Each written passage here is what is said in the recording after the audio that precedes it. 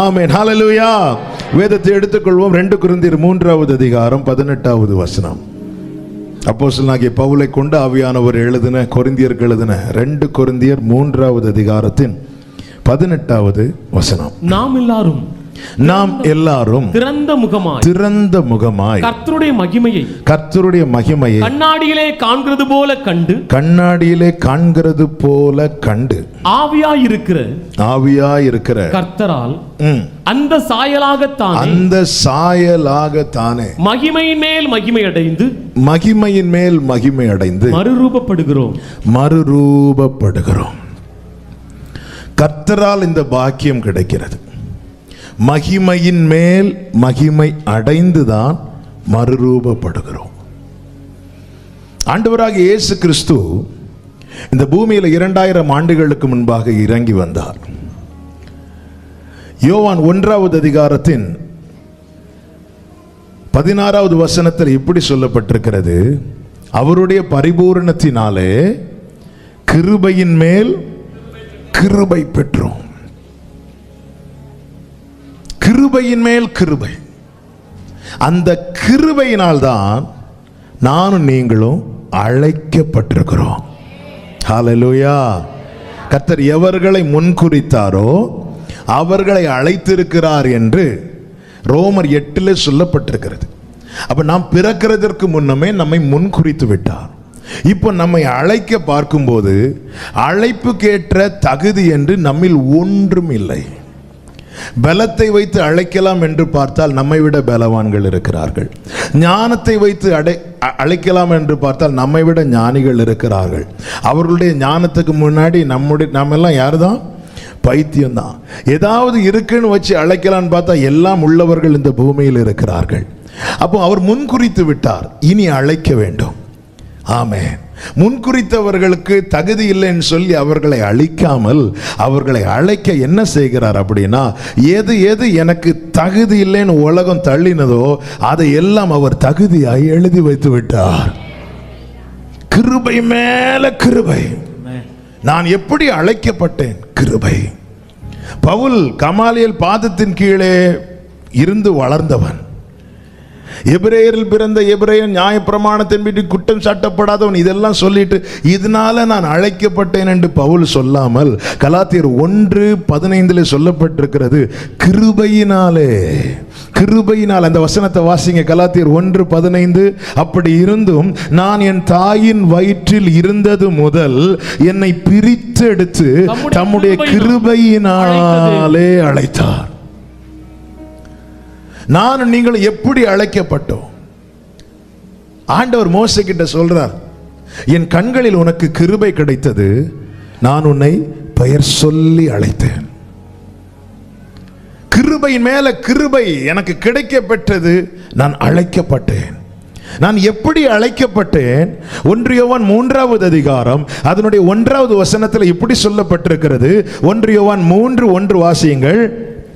நாம் தேவனுடைய பிள்ளைகள் என்று அழைக்கப்படுவதினாலே பிதாவானவர் நமக்கு பாராட்டின அன்பு எவ்வளவு பெரிதென்று பாருங்கள். எவ்வளவு பெரிதென்று பாருங்கள். அன்பை எப்படி அளக்கணும் தெரியுமா? நமக்கு இருக்கிற பணத்தை வைத்தோ நம்முடைய இந்த பூமியில இருக்கிற எந்த ஒரு ஆசீர்வாதத்தை வைத்தோ அன்பை அளக்க கூடாது. அவருடைய அன்பை எப்படி அளக்கணும்னா, அவர் என்னை பிள்ளை என்று அழைத்திருக்கிறார். இப்படி நீங்க அளக்க ஆரம்பிச்சிட்டீங்கன்னா அதன் நீளத்தை கண்டுபிடிக்க முடியாது, அதன் ஆழத்தை கண்டுபிடிக்க முடியாது, அதன் உயரத்தை கண்டுபிடிக்க முடியாது, அதன் அகலத்தை கண்டுபிடிக்க முடியாது. நாம் தேவனுடைய பிள்ளைகள் என்று அழைக்கப்படுகிறதினாலே பிதாவானவர் நமக்கு பாராட்டின அன்பு எவ்வளவு பெரிதென்று பாருங்கள். பெரிதென்று பாருங்கள். இன்னைக்கு அநேகருக்கு ஏன் அளக்க முடியலன்னா, உலகத்தின் மேன்மையை வைத்து அளக்க ஆரம்பிக்கிறதுனால. ஐயோ, என்னை விட அவங்களுக்கு அப்படி இருக்கிறது, என் கூட படிச்சவங்க இப்படி இருக்கிறாங்க, இப்படி அளக்கிறதுனால தேவனுடைய அன்பை அதனுடைய ஆழத்தை அறியாம போகிறார்கள். கர்த்தர் எனக்கு பாராட்டின அன்பு என்னை உன் வாழ்க்கையில என்னப்பா சாதிச்ச சொல்லணும். அவர் என்னை காத்திருக்க வைக்கிறாரே என்று என்னை கைவிடவில்லை, என்னை மறைத்து வைக்கிறாரே என்று என்னை மறக்கவில்லை. ஆமா, இன்னைக்கு ஆராதனை நடந்து கொண்டிருந்த போது அதிலிருந்து ஆண்டவர் இப்படிதான் என்னை சொல்ல வச்சுட்டே இருந்தார். ஆண்டவர் என்னை காத்திருக்க வைக்கிறீங்க ஆனா கைவிடல, மறைத்து வைக்கிறீங்க ஆனா மறக்கல. ஹல்லேலூயா. என்ன சில சூழ்நிலையில் அடைத்து வைக்கிறீங்க, ஆனா அழிக்கல. ஹல்லேலூயா. சில பாதையில நடக்க விடுறீங்க, ஆனா இடற விடல. ஹல்லேலூயா. கர்த்தர் நல்லவர். ஹல்லேலூயா. கர்த்தர் எனக்கு நல்லவராக இருக்கிறார் சொல்றவங்க கைகளை உயர்த்தி ஆமென். ஆமென். நான் தேவனுடைய அன்பை எதுல பார்க்கணும்னா, என்னை அவர் பிள்ளை என்று அழைத்திருக்கிறார். இது எப்படி கிடைத்தது? எதனால் கிடைத்தது? கிருபையின் மேல கிருபை அவரால் நாம் பெற்றுக்கொண்டதினாலே நாம் அழைக்கப்பட்டோம். சங்கீதம் 84:7 சொல்லப்பட்டிருக்கிறது, அவர்கள் பலத்தின் மேல் பலன் அடைந்து சீயோனிலே தேவ சந்நிதியில் வந்து காணப்படுவார்கள். அவரால் கிருபை மேல கிருபையும் கிடைக்கிறது, அவரால் பலத்தின் மேல பலன் கிடைக்கிறது. இந்த பலத்தின் மேல் பலனை எதுக்கு தாரார் அப்படின்னா, அழைக்கப்பட்டவங்களை அவருடைய சமூகத்தில் கொண்டு வந்து நிறுத்த. அதுதான் பலத்தின் மேல் பலன் அடைந்து சீயோனிலே தேவ சந்நிதியிலே வந்து காணப்படுவார்கள். அப்ப தேவ பலனை பெற்றவங்க எங்க காணப்படணும்? எங்க காணப்படணும்? தேவ சந்நிதியில காணப்படணும். தேவன் எனக்கு பலன் தரதே தேவ சந்நிதியில காணப்படுவதற்காக. ஏசபேல் சவால் விடுகிறாள், நாளைக்கு இந்நேரத்தில் எலியாவே உன் கதையை நான் முடிச்சிருவேன். இதை கேட்டதும் எலியாவுக்கு துக்கம் வந்தது. மனதளவில் அவன் சோர்ந்து போய் அவன் ஒரு சூறை செடிக்கு கீழே போய் படுத்திருக்கிறான். அப்பொழுது கர்த்தர் காகத்தை அனுப்பவில்லை, சாரிபாத் வீட்டில் இருந்த ஸ்திரீயை அனுப்பாமல் வானத்திலிருந்து தூதனை அனுப்புகிறார். இப்போ எலியாவுக்கு தேவை என்ன பலன் தெரியுமா? உலக ஆகாரத்தின் பலன் அல்ல. இப்போ எலியாவுக்கு தேவை உன்னத பலன். ஆமென். உன்னத பலன். நமக்கு எது எப்போ தேவை என்பதை அவர் அறிந்திருக்கிறார், அதை அப்பொழுது தருவார். ஹல்லேலூயா. தேசத்திலே பஞ்சம் உண்டான போது எலியாவுக்கு ஆகாரம் கிடைத்தது. காகம் எங்கிருந்து ஆகாரத்தை கொண்டு வந்திருக்கும்? கண்டிப்பா பரலோகத்திலிருந்து ஆகாரத்தை கொண்டு வராது. ஆமென். காகம் எங்கேயோ ஒரு இடத்துல இருந்து தான் எடுத்து கொண்டு வந்திருக்கும். தேசத்தில் பஞ்சானதுனால ஆகாரம் எங்கே இருக்க அதிக வாய்ப்பு என்றால் அரண்மனையில் இருக்கிறதான் வாய்ப்பு. பட்சிக்கிறவனிடத்திலிருந்து பட்சணத்தை வரவழைக்கிறவர் நாம் ஆராதிக்கிற தேவன். ஹல்லேலூயா. ஆமென். காகம் எங்கிருந்தாவது எடுத்து தான் கொண்டு வந்து கொடுத்திருக்கும். சாரிபாத் வீட்டில் ஆகாரம் எப்படி கிடைத்திருக்கும் தெரியுமா? எலியா போய் கேட்கிறார், உன் வீட்டில் ஏதாவது இருக்குதா? அது கொஞ்சம் மாவும் கொஞ்சம் எண்ணெய் இருக்கு, நான் சாப்பிட்டு சாக போறேன். நீ எப்படியும் சாகதானே போற, அதையும் சாப்பிட்டு சாக, நீ அதை எனக்கு கொண்டு வா. கேட்டு வாங்க வேண்டியது இருந்துச்சு. ஆமென். ஆனால் இப்பொழுது தூதன் ஆகாரத்தை எப்படி கொடுக்கிறார் அப்படின்னா, தட்டி எழுப்பி. ஆமென். தட்டி எழுப்பி. பரலோகம் என்மேல் வைத்திருக்கிற அக்கறை என்பது எனக்கு சாப்பாடு தருவது மாத்திரமல்ல, என்னை சாப்பிடவும் வைக்கும். காகம் ஆகாரத்தை கொண்டு வந்து எலியா வீட்டுக்கு முன்னாடி இருந்து பார்சலை பிரிச்சு அப்படி 2 அப்பத்தை வச்சு சைடில் அப்படி சைட் டிஷ்ஷை வச்சு ஒரு கிளாஸ்ல தண்ணி எடுத்து வச்சு நான் சாப்பிடுங்க இப்படி சொல்லாது. அது ஒரு இடத்துல இருந்து எடுத்து இன்னொரு இடத்துல டப்புன்னு போட்டுட்டு போகும். எங்க அப்பா ஒரு சாட்சி சொன்னாங்க. எங்க அப்பா ரட்சிக்கப்பட்ட ஆரம்பத்தில் அவங்க கூட ரட்சிக்கப்பட்ட இன்னொருத்தங்க ரட்சிப்புக்குள்ள வந்ததுனால சாப்பாடு இல்லை, வீட்டை விட்டு துரத்தப்படுற நிலைமை, யாரும் அக்செப்ட் பண்ண மாட்டாங்க. இந்த நிலையில தான் என் தகப்பனார் கூட இன்னொரு நண்பரும் கூட, அவர்களுடைய இன்னொரு நண்பர், அவரும் இதே போல் வீட்டை விட்டு வெளியேற வேண்டிய சூழ்நிலை. அப்போ நல்ல பசியில் அப்படி போயிட்டு இருக்கும்போது ஒரு பேக்கரி, அப்போ தான் சூட பன்னெல்லாம் போட்டு கொண்டு வந்து வச்சிருக்கிறாங்க. இவங்க அப்படி நடந்து போகும்போது அந்த பன் வாசனையை இவருக்கு அப்படியே சில நேரத்தில் சாப்பாடு இல்லைனாலும் சில வாசனை பசியை தூண்டும், சில வாசனை பசிக்கு கொஞ்சம் ஆறுதலாக மருந்தாக இருக்கும். இவர் என்ன பண்ணார், அந்த பேக்கரி பக்கத்தில் அப்படி கொஞ்ச நேரம் நின்றுட்டு அப்படி அந்த வாசனையை கொஞ்சம் கூட, ஏன்னா அவருக்கு பசி எத்தனை நாளும் ஆச்சு சாப்பிட்டு. இதை அந்த பேக்கரி ஓனர் பார்த்துட்டு பயங்கரமாக திட்டி அனுப்பிவிட்டான். அனுப்பினது ரொம்ப கண்ணீரோடு அப்படி தலை குனிந்து கொஞ்ச தூரம் நடந்து போகிறாரு. தலையிலேயே டப்புன்னு ஒன்று உழுது. என்னன்னு பார்த்தா பன்னு, மேலே பார்த்தா ஒரு காக்கா.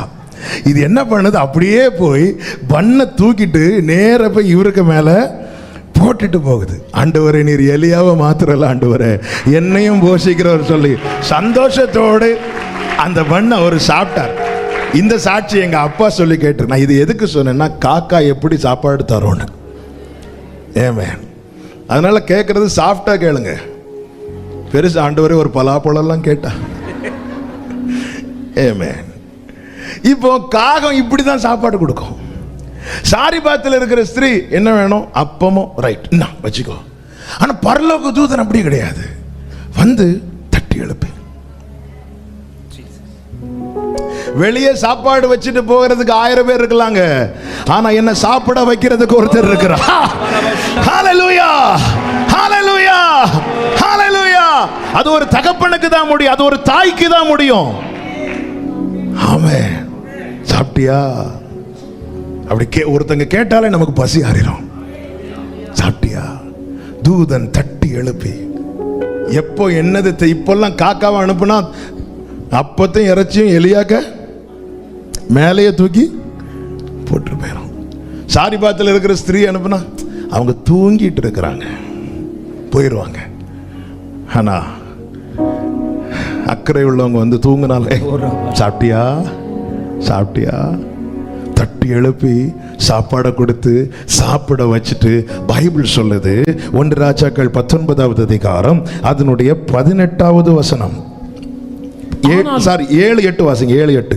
கர்த்தருடைய தூதன் திரும்ப 2வது தடவை அவனை தட்டி எழுப்பி எழுந்திருந்து போஜனம் பண்ணு, நீ பண்ண வேண்டிய பிரயாணம் வெகு தூரம் என்றார். அப்பொழுது அவன் எழுந்திருந்து புசித்து குடித்து அந்த போஜனத்தின் பலத்தினாலே 40 நாள் இரவு பகல் ஓரேப் என்னும் தேவனுடைய பர்வதம் மட்டும் நடந்து போனான். அப்ப போஜனத்தின் பலம் எதுக்கு கொடுக்கப்படுகிறதுன்னு நீ கர்த்தருடைய சமூகத்துல வரணும். இவன் தேவனுடைய பர்வதத்துல வந்துட்டு என்ன செய்தான் பாருங்கள். 9வது வசனம். அங்கே அவன் ஒரு கெபிக்குள்ள போய் தங்கினான். அப்பொழுது கர்த்தர் அவனிடத்தில் என்ன கேட்கிறார்? எலியாவே இங்கே உனக்கு என்ன காரியம்? 11வது வசனம். அப்பொழுது அவன் நீ வெளியே வந்து கர்த்தருக்கு முன்பாக பர்வதத்தில் நில் என்றார். நான் உனக்கு பலன் தந்தது எங்கேயோ போய் சுருண்டு கிடப்பதற்கோ ஒளித்திருப்பதற்கோ அல்ல, என் பலனை பெற்றுட்டேல நீ என் முன்னாடி வந்து நிக்கணும். ஆமென். எலியா ரீசன் சொல்றா, ஆண்டவரே நான் மாத்திரம் இருக்க, ஆண்டவரே எல்லாரையும் கொன்னுட்டான் இந்த ஏசபேல், என் பிராணனை வாங்க தேடுறா, நான் உமக்காக வைராக்கியம் பாராட்டினே. அப்படி அந்த ரீசன்ல எலியா உனக்கு இங்க என்ன காரியம்? நீ இப்போ நிக்கிறது ஏன் பலத்துல, பலத்தின் மேல் பலன். ஒரு நாள் கொடுத்த போஜனம் அவனை 40 நாள் நடக்க வைக்கிறது. நாம் கிருபை மேல் கிருபை பெற்றவர்கள். ஒரு நாள் தந்து அடுத்த வருஷம் தருகிறவர் அல்ல, ஒவ்வொரு நாளும் காலைதோறும் அவருடைய கிருபை புதிதாயிருக்கிறது. ஆமென். காலைதோறும் தட்டி எழுப்பி சமயத்துக்கேற்ற வார்த்தையை தந்து நம்மை அனுதினமும் நடத்துகிறது. எதற்கு தெரியுமா? நீ சமூகத்தில் காணப்படணும். கர்த்தருடைய ஆண்டவர் சொல்ல, எனக்கு இப்போ ரீசன் தேவை கிடையாது. நீ என் பலத்தில் நிக்கிற, நீ என் சமூகத்தில் நிக்கணும். நீ எங்க போய் ஒளித்துக் கொள்ளுகிற? நீ தளர்ந்த சூறை செடிக்கு கீழே போன, நான் உன்னை தட்டி எழுப்புனேன், நான் உனக்கு நீ பலப்பட உனக்கு நான் ஆகாரம் கொடுக்கிறேன். இப்போ நீ எங்க போற? நல்லா புரிஞ்சுக்கோங்க. சமூகத்தில் நிக்காம விலகி இருந்தா கர்த்தர் கேட்பார். முதல்ல ஆதாம்கிட்ட கேட்டார், நீ எங்க இருக்கிறன்னு கேட்கிறார். எலியாட்ட கேட்டார், உனக்கு இங்க என்ன வேலைன்னு கேட்டார். பேதுருட்ட கேட்டார், உண்மையில நீ என்ன நேசிக்கிறியான்னு கேட்டார். தேவ பலத்தை பெற்றவன் தேவ சமூகத்தில் காணப்படவில்லை என்றால் ஆண்டவர் இந்த 3 கேள்விகளை கேட்பார். அப்ப நாம சொல்ற ரீசன் அவரால் ஏற்றுக்கொள்ள முடியாது. ஆதாம் சொன்ன ரீசன் அவர் அக்செப்ட் பண்ணவில்லை. எலியா சொன்ன ரீசன் அவர் கேட்கிற மனநிலைமையில இல்லை. நீ முதல்ல இங்க வந்து நில்லு. பேதுரு நீ நேசிக்கிற பேதுரு அப்படின்றார். காரணம், நீ நிக்கிறது எதுல நிக்கிற பாரு, என் கிருபையில, என் பலத்துல. அப்ப கிருபையினாலே அழைத்து அவருடைய பலத்தினால் நம்மை நடத்தி அவருடைய சமூகத்தில் கொண்டு வந்து நிறுத்துகிறார். எதற்காக? கிருபை மேல் கிருபை பெற்று பலத்தின் மேல் பலன் அடைந்தது. எதற்காக தெரியுமா? மகிமை மேல் மகிமை அடைந்து மறுரூபமாக்கப்படுவதற்காக.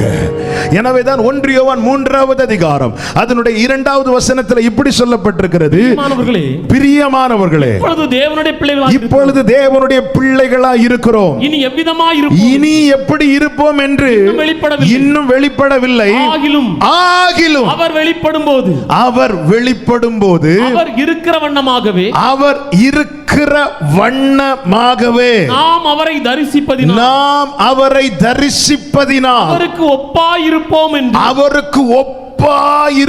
என்று அறிந்திருக்கிறோம். கிருபை மேல் கிருபை பெற்று அழைக்கப்பட்டோம். பலத்தின் மேல் பலன் பெற்று அவருடைய சமூகத்திலே கொண்டு வந்து நிறுத்தப்பட்டோம். இனி மகிமை மேல் மகிமை அடைந்து அவரை தரிசிக்க போகிறோம். ஆமென். இந்த பாக்கியத்தை, இந்த அனுபவத்தை சபை இழந்துவிடக் கூடாது என்பதற்காக தான் கர்த்தர் கடந்த நாளிலே ஆமென் இந்த வார்த்தையை கொண்டு அதிகமாக இடைபட ஆரம்பித்தார். 2 கொரிந்தியர் 5வது அதிகாரம் ஆமென் அதனுடைய 6 முதல் 6வது வசனத்தை வாசியுங்கள். நாம் தரிசித்து நடவாமல் விசுவாசித்து நடக்கிறோம். விசுவாசித்து நடக்கிறோம். நாம் இயேசுவை கண்டதில்லை, ஒருவரும் தேவனை கண்டதில்லை. ஆனால் ஆமென் நாம் அருகிலிருந்து கண்டது போல அவருடைய பிரசன்னத்தை அனுபவிக்கிறோம், அவருடைய கிருபைகளை ருசிக்கிறோம், அவருடைய அன்பிலே நீச்சல் அடிக்கிறோம். அவருடைய அன்பின் ஆழம் அது எவ்வளவு அருமையானது, அவருடைய பிரசன்னம் எவ்வளவு இன்பமானது. இதெல்லாம் விசுவாசித்து விசுவாசித்து இந்த மகிமை மேல் மகிமை அடைந்து மறுரூபமாக்கப்படுகிற அனுபவம் என்பது நம்முடைய கண்கள் அவரை காணும். ஹல்லேலூயா. நம்முடைய கண்கள் அவரை காணும். எனவே நல்லா புரிந்து கொள்ள வேண்டும் தேவ பிள்ளைகள், கிருபை மேல் கிருபை பெற்றோம், பலத்தின் மேல் பலன் அடைந்தோம். இனி அடுத்து ஒரு காரியம் இருக்கிறது என் வாழ்க்கையில, அப்பொழுதுதான் என் வாழ்க்கை பூரணமாக்கப்படும். என்ன? மகிமை மேல் மகிமை. ஆமென் சொல்லுங்க. ஆமென். அவர் நம்மை போல வந்தது நமக்கு கிடைத்த கிருபை. இனி நாம் அவரை போல மாறுவதுதான் நமக்கு கிடைக்கிற மகிமை. ஆமென்.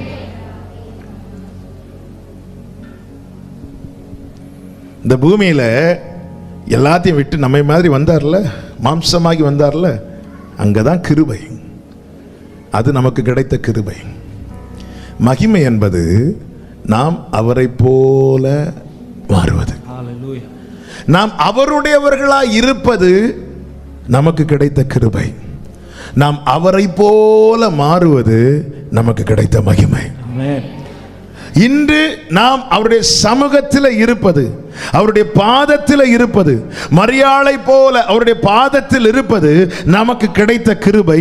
நாளை அவரோடு கூட அவருடைய சிங்காசனத்தில் அவர் அருகில் இருப்பது நமக்கு கிடைக்க போகும் மகிமை. எனவே கிருபையை பெற்றுக்கொண்டவன், தேவ பலத்தை பெற்றுக்கொண்டவன் சரியான திசையை நோக்கி பயணிப்பான். அவர் தேவ தூதருக்கு உதவியாக கை கொடுக்காமல் ஆபிரகாமின் சந்ததிக்கு உதவியாக கை கொடுத்தார். ஹல்லேலூயா, ஹல்லேலூயா. அவருடைய இரக்கம், அவருடைய கிருபை, அவருடைய காருண்யம், அவருடைய தயவு எதற்காக என்னை மீட்டார், எதற்காக என்னை தெரிந்தெடுத்தார், எதற்காக எனக்கு கிருபை தருகிறார், எதற்காக எனக்கு பலன் தருகிறார். நாளை நான் அவரோடு கூட நிற்க வேண்டும். எலியாட்ட சொல்ற, உனக்கு இங்க என்ன காரியம் ஆண்டவரே? அது பிலதெல்பியா சபைக்கு என்ன சொன்ன, உனக்கு கொஞ்சம் பலன் இருந்தும் நீ என்ன மறுதலிக்கல, நீ என்ன வந்து ஆராதித்த, நீ என் சமூகத்தில் நின்ன, நீ காரணம் காட்டி கெபிக்குள்ள போய் ஒளித்துக் கொள்ளவில்லை. அதனால நான் உனக்கு முன்னாடி திறந்த வாசலை வைத்திருக்கிறேன். நான் உன்மேல் அன்பா இருக்கிறத எல்லாரும் அறிந்து கொள்ளும்படி செய்வேன். தேவ பலத்தை பெற்று வாழ்கிறோம், தேவ கிருபையை பெற்று வாழ்கிறோம். நாம் தேவ சமூகத்தில் காணப்படணும். ஆண்டவர் ஒரே விஷயத்தில் ரொம்ப ஃபோக்கஸ் பண்றார். என்ன? எலியா நீ கர்த்தருடைய சமூகத்தில் வந்து நில்லு. ஆண்டவர் அது அவங்க இப்படி, எனக்கு அதெல்லாம் கேட்க தேவையில்லை, நீ வந்து நில்லு. ஆண்டவர் அவனை நிற்க வைத்தார். எதற்காக? பின் நாட்களிலே அவர் ஒரு மலையிலே ஜெபிக்க செல்லும் போது மறுரூபமானார், மகிமை வெளிப்பட்டது. பேதுரு, யோவான், யாக்கோபு கண்ட காட்சி என்ன தெரியுமா? அந்த மகிமையிலே அவரோடு கூட எலியா நின்று பேசி கொண்டிருக்கிறான். ஹல்லேலூயா, ஹல்லேலூயா. இந்த பாக்கியத்தை நாம் பெற்றுக்கொள்ளதான் இன்னைக்கு கிருபை மேல கிருபையும் பலத்தின் மேல பலமும் தந்து தேவ சமூகத்திலே கொண்டு வந்து நம்மை நிறுத்துகிறார். தேவ பலனை பெற்று தேவ சமூகத்தில் காணப்படாமல் வேறு எங்கும் போய் நாம் அந்த பலத்தை, அந்த கிரயத்தை, தேவன் நமக்கு பாராட்டின அந்த கிருபைகளை நாம் விருதாவாக்குவோமானால் கர்த்தர் கேட்பார். எவனுக்கு அதிகம் கொடுக்கப்பட்டதோ அவனிடத்தில் அதிகம் கேட்கப்படும். எனவே தான் சொன்னார், முத்துக்களை கொண்டு பண்டிகள் முன் போற்றாத. நான் உனக்கு தந்த ஜீவன், நான் உனக்கு தந்த ஆயுள், நான் உனக்கு தந்த பலன், நான் உனக்கு பாராட்டின கிருபை. நாளைக்கு இந்நேரத்தில் ஆமென் யேசபேல் தீர்மானிக்கிறாள் உன் சரித்திரத்தை இதோடு முடிக்க. ஆனா நான் சொல்லுகிறேன், நீ செல்ல வேண்டிய தூரம் வெகு தூரம் என்று எலியாவை தட்டி எழுப்பினார். தட்டி எழுப்பினார். விழுந்து கிடந்தவனை, சுருண்டு கிடந்தவனை தட்டி எழுப்பி போஜனத்தை கொடுத்து சாப்பிட வச்சு, ஹல்லேலூயா, என்ன சாப்பாடு இருக்கு, வேணா எடுத்து சாப்பிட்டுக்கோ, அப்படி அல்ல, பராமரி. அதான் சொன்னேன், அவர் சாப்பாடு தருகிறவர் அல்ல, சாப்பிட வைக்கிறவர். ஆமென், ஹல்லேலூயா. எனவே தான் ரட்சிக்கப்பட்ட தேவ பிள்ளை, எனக்கு யாரும் கிடையாது, என்னை விசாரிக்க யாரும் கிடையாது, நான் அனாத, எனக்கு யாரும் இல்லாதவன், எனக்கு நீ யாரும் வராதவங்க, இப்படி சொல்றவங்க எல்லாம் தேவனை கனவீனப்படுத்துகிறவர்கள். ஆமென், ஹல்லேலூயா, ஆமென். இந்த பூமியில எனக்குன்னு ஒரு தகப்பன் இருந்தார், அவர் போயிட்டார். இன்னைக்கு வரைக்கும் எங்க அப்பா, நான் அப்பா இல்லாதவன் என்ற எண்ணம் கூட வராமல் கர்த்தர் காக்கிறார். காரணம், எனக்கு ஒரு பரலோக தகப்பன் இருக்கிறார். அவரால் மட்டும்தான் ப்ராமிஸ் பண்ண முடியும், உலகத்தின் முடிவு பரியந்தம் சகல நாட்களிலும் நான் கூட இருப்பேன். உலகத்தின் முடிவு, உன் முடிவுன்னு சொல்லல, என் முடிவுன்னு சொல்லல, உலகத்தின் முடிவு. இந்த உலகம் நினைச்சால் அது பிரிக்க முடியாது. அது என்ன ட்ரை பண்ணாலும் ஒரு நாள் இந்த உலகம் அழியும், ஆனா எனக்கும் உனக்கும் இடையே இருக்கிற அந்த உறவு அழியாது. ஹல்லேலூயா, ஹல்லேலூயா. இந்த உலகம் வேணா அழியும், ஆனா பரலோக தகப்பனுக்கும் பிள்ளைகளுக்கும் இருக்கிற உறவு அழியாது. எனவேதான் ஆண்டவராகிய இயேசு கிறிஸ்து உயிர்த்தெழுந்த பிற்பாடு ஆமென், மரியாள்கிட்ட போய் சொல்றார், நீங்க போய் என் சகோதரர்களிடத்தில் போய் சொல்லு, நான் என் பிதாவினிடத்திற்கும் உங்கள் பிதாவினிடத்திற்கும். மாம்சமாய் இயேசுவாய் இந்த பூமியில வெளிப்பட்ட போது என்ன சொன்னாரோ அதை தான் அவர் மறுரூபமாக்கப்பட்ட பிறகும் சொல்லுகிறார். அவர் பூமியில் ஊழியம் செய்த நாட்களிலே அவர் ஒரு வீட்டில் இருக்கிறார். அப்பொழுது சீஷர்கள் சூழ்ந்திருக்கிறார்கள், ஜனமும் பெருகி இருக்கிறார்கள். வெளியே இயேசுவின் தாயாகிய மரியாளும், இயேசுவுக்கு பிற்பாடு யோசேப்பு மரியாளுக்கு பிறந்த சகோதரர்களும் நிற்கிறாங்க. அப்போ இயேசுவின் இடத்துல சொல்றாங்க, உம்முடைய தாயும் சகோதரர்களும் வெளியே நிற்கிறாங்க. உடனே இயேசு சீஷர்களை பார்த்து சொன்னார், இவங்க தான் என் சகோதரர்கள் அப்படின்னு. இந்த ஆண்டவராகிய இயேசு கிறிஸ்து தான் அடிக்கப்பட்டு மரித்து அடக்கம் பண்ணப்பட்டு மூன்றாம் நாளிலே வல்லமையோடு மாட்சிமையோடு மகிமை பொருந்தினவராய் மரணத்தை பாதாளத்தை வென்று எழும்புகிறார். எழும்பினதும் ஆமென், மரியாள்கிட்ட போய் சொல்றாரு, என் சகோதரர்கிட்ட போய் சொல்லு, என் பிதாவினிடத்தில் உங்கள் பிதாவினிடத்திலும் போகிறேன் என்று. நான் எதுக்கு இதை சொல்றேன் தெரியுமா? இங்க இருக்கும்போது ஒன்று பேசிட்டு அங்க போய் மாத்தி பேசுகிறவர் அல்ல. இங்க எனக்கு என்னென்ன வார்த்தைகளை தந்து நம்ப பண்ணினாரோ அங்க போய் நிற்கும் போது அதை என் கண்களால் காண செய்வார். ஹல்லேலூயா, ஹல்லேலூயா. ஒரு தேவ பிள்ளையினுடைய ஆவல் இதுவா இருக்க வேண்டும், எனக்கு அவரை பார்க்க வேண்டும். எனவேதான் மோசையை பார்த்தீங்கன்னா, மோசே கிட்ட ஆண்டவர் சொல்றார், மோசே என் கண்களில் உனக்கு கிருபை கிடைத்ததுன்னு சொல்லும் போது மோசே என்ன கேட்கிறான் அப்படின்னா, ஆண்டவரே உம்முடைய மகிமையை எனக்கு காண்பித்தரணும். மகிமை மேல் மகிமை அடைந்து மறுரூபமானால் மாத்திரமே அவர் இருக்கிற வண்ணமாய் நம்மால் அவரை பார்க்க முடியும். உடனே ஆண்டவர் சொல்ற, மோசே என்ன பார்த்தா உன்னால உயிரோடு இருக்க முடியாது. மோசே உடனே விண்ணப்பத்தை மாற்றவில்லை. அந்த மகிமையின் மேன்மை அறிந்தவன் விண்ணப்பத்தை மாற்ற மாட்டான். எனவேதான் தாவீது சொல்லுகிறான், ஒன்றை நான் கேட்டேன் அதையே நாடுவேன். என்ன தாவீது கேட்ட? மகிமை. மகிமை. யார் மகிமையை கேட்பார்கள் தெரியுமா? சங்கீதம் 63:2 சொல்லப்பட்டிருக்கிறது, எடுக்க வேண்டாம், இப்படியே உம்மை பார்க்க ஆசையா இருந்து உம்முடைய வல்லமையும் உமது மகிமையும். அப்ப அவரை பார்க்கணும்னு யாருக்கு ஆசை இருக்கிறதோ அவர்கள் மாத்திரமே மகிமையை வாஞ்சிப்பார்கள். எல்லாருக்கும் கிருபை, எல்லாரும் கிருபையை கேட்கிறோம். எத்தனை பேர் மகிமையை கேட்கிறோம்? எல்லாருமே கிருபை கேட்கிறோம். ஏன்னா இந்த பூமியில நிக்கணும், வாழணும், எல்லாத்துக்கும் என்ன தேவைன்னா கிருபை தேவை. கிருபை இல்லைன்னா முடியாது. நாம எல்லாரும் கிருபையை கேட்கிறோம். எத்தனை பேர் மகிமையை வாஞ்சிக்கிறோம்? ஆண்டவர் சொல்றார், என் கண்ணில் உனக்கு கிருபை கிடைச்சதுப்பா, உனக்கு என்ன செய்யணும்? மகிமை.